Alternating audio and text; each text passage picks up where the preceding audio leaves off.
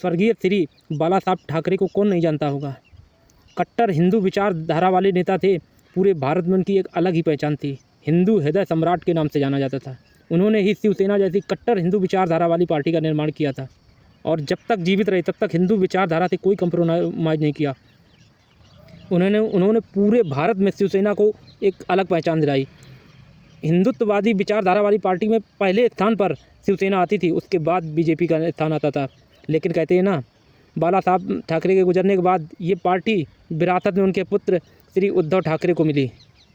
वो उद्धव ठाकरे, उनकी अपनी कोई उपलब्धि नहीं थी, बस वो बाला साहब ठाकरे के पुत्र थे, यही एक उनकी पहचान थी। 2019 में महाराष्ट्र विधानसभा चुनाव में शिवसेना और भाजपा गठबंधन में लड़े और भाजपा 105 सीटों पर जीती और शिवसेना 56 सीटें जीत कर लाई। लेकिन उद्धव ठाकरे ने जिद कर दी कि वो ही मुख्यमंत्री बनेंगे।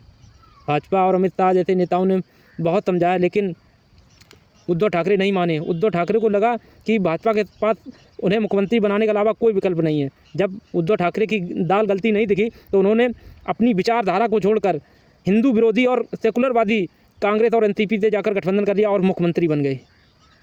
उद्धव ठाकरे को लगा कि उन्होंने अमित शाह और नरेंद्र मोदी जैसे नेताओं को पटकनी दे दी राजनीति में।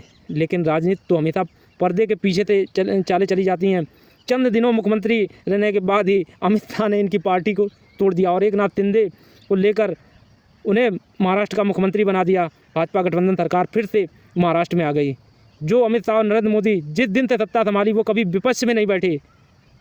ऐसे नेताओं को उद्धव ठाकरे ने 105 सबसे बड़ी महाराष्ट्र की पार्टी होने के बाद भी विपक्ष में बैठने के लिए मजबूर किया। आज वही उद्धव ठाकरे की पार्टी, उसके 7 सांसद फिर टूटकर जाकर शिंदे की शिवसेना में मिल गए और अब उद्धव ठाकरे के पास चंद विधायक और सांसद बने हैं। पूरी तरह से पार्टी एकनाथ शिंदे के पास चली गई शिवसेना।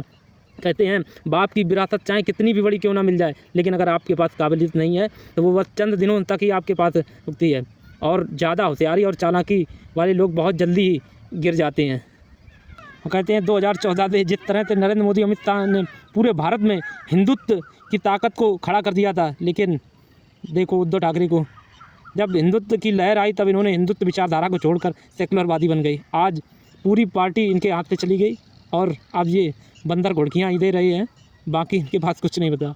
तो कहते हैं काबिलियत ना हो तो कितनी भी अच्छी स्थिति में पिता देकर जाए वो भी चंद दिनों में मटिया मेट हो जाती है।